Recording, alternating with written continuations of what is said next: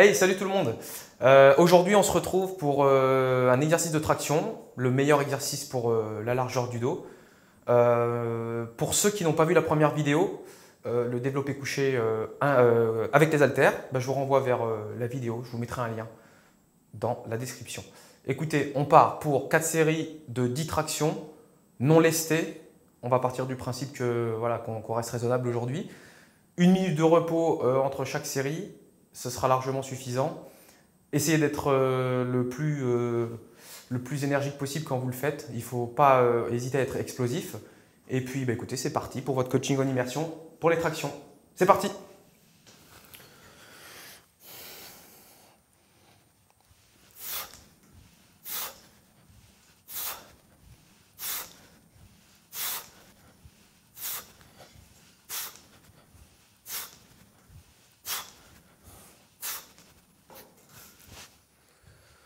Allez, 1 minute de repos. Donc on essaie de tendre les barres en bas, vous avez vu.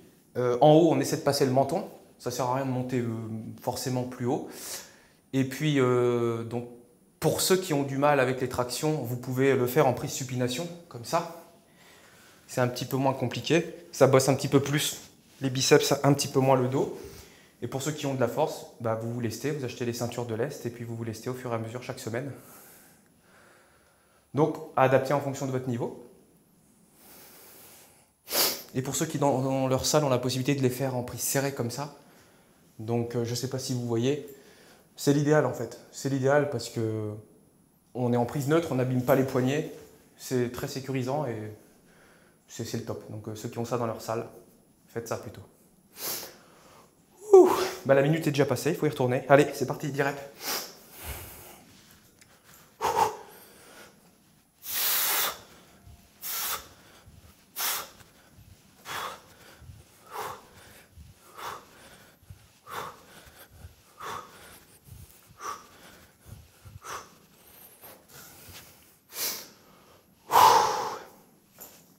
Comme d'hab, n'hésitez pas à boire pendant le temps de repos.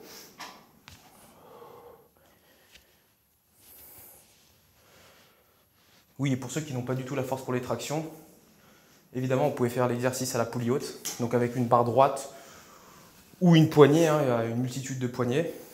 Mais je tournerai une autre vidéo pour vous montrer ça. Pour ceux qui sont encore un petit peu légers au niveau de la force, ou ceux qui n'aiment pas les tractions, qui veulent varier un petit peu.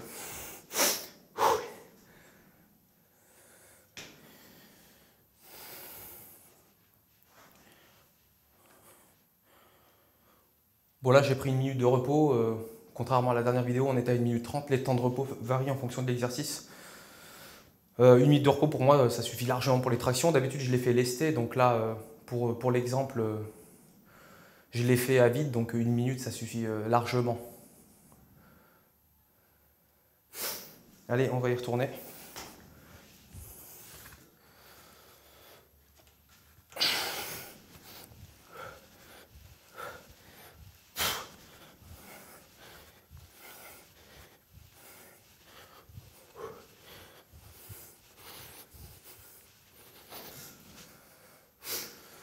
Donc pour la technique aux tractions, le but c'est de décrocher les épaules.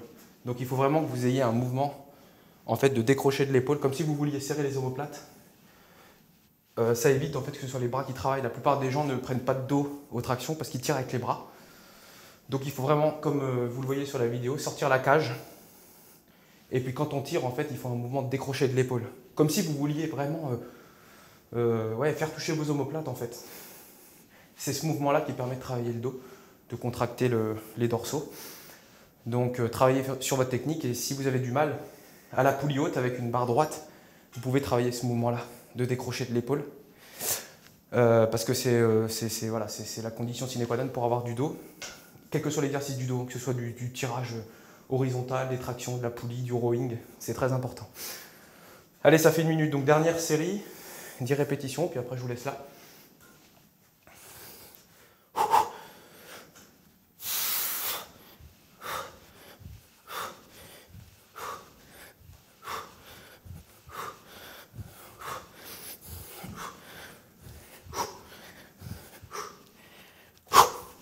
Bon écoutez, c'est tout bon pour moi. à placer en premier dans une séance de dos, comme l'exercice que j'ai filmé précédemment. C'est l'exercice de base pour la largeur du dos. Il faut beaucoup d'énergie, c'est polyarticulaire, vous travaillez le dos, les biceps. Donc à placer en premier dans votre programme de dos. Et puis écoutez, on se retrouve la semaine prochaine pour une nouvelle vidéo en immersion. Allez, salut tout le monde!